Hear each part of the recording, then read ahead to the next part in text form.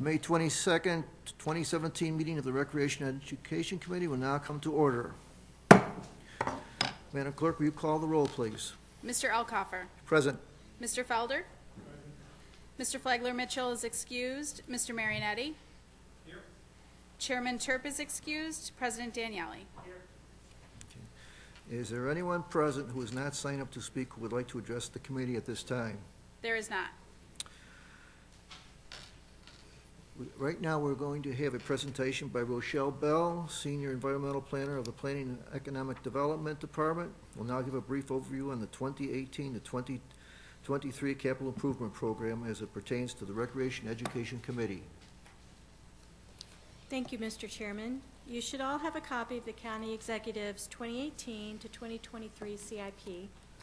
This document has been reviewed and approved by the Monroe County Planning Board, and the County Planning Board conducted a public information meeting as part of their review. I would like to remind you that there are no funding approvals associated with taking action on this referral. In June, you'll set a public hearing for July, and then hopefully you will vote to approve this plan. There are 4 sections of the CIP pertinent to this committee. The first is MCC, beginning on page 12. Note that all county funding to MCC is matched by the state in a 50-50 split. The 2018 to 2023 program for MCC has fewer projects than last year, but the funding is the same. The estimate for the Visual and Performing Arts Center increased by almost $2.5 million. That accounts for the difference. The next department in this section is the library, which is on page 21. And the 6-year program for county funding of the library system automations is exactly the same as last year. And finally, the Parks Department, the 6-year program for parks, including the Seneca Park Zoo, begins on page 51.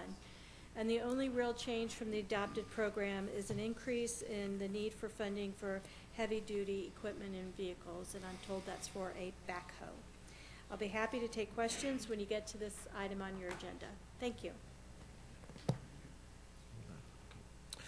The next item on the agenda is the approval of the minutes. You have the April 24, 2017 minutes before you. They will stand approved unless the clerk is notified of any changes by the end of the day.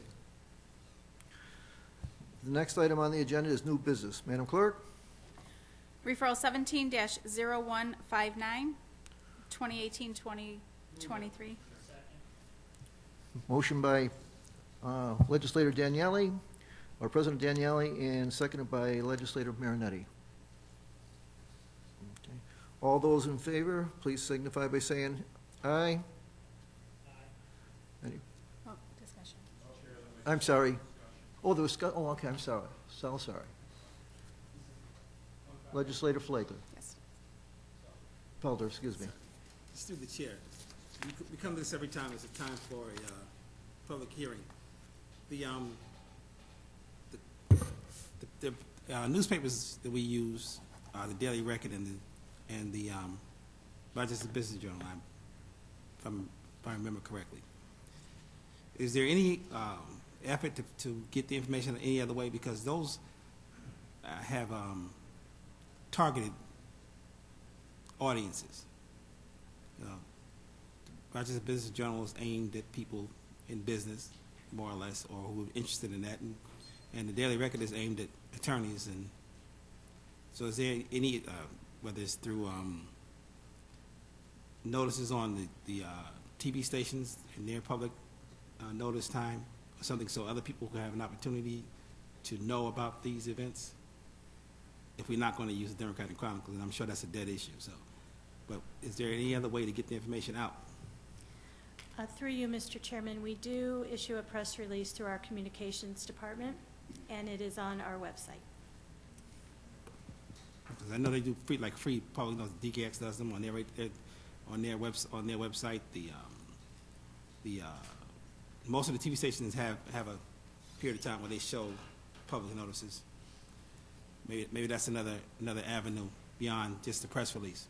Through you, Mr. Chairman, all of those media entities that you mentioned are on our press release distribution list, and they are notified not only of this event, but many county events, and it is at their discretion as to which ones they choose to add to their community event and calendar section, and sometimes it's hit and miss. We've seen the same thing in preparation to the CIP. We've put out a press release and encourage public input in the early spring and have the event over at Monroe Community Hospital, and sometimes that'll get notice and we'll have more than the usual suspects show up, and maybe a couple cameras from various TV stations and some reporters. Other years, there'll be nothing whatsoever, and it's something that just kind of comes and goes. All right, thank you. Any further discussion? Okay. All those in favor, please signify by saying aye. Aye. Opposed? Motion carries. Are there any other matters to come before this committee? Hearing none. Our next meeting of the Recreation Education Committee is scheduled for Monday, June 26, 2017 at 6 p.m.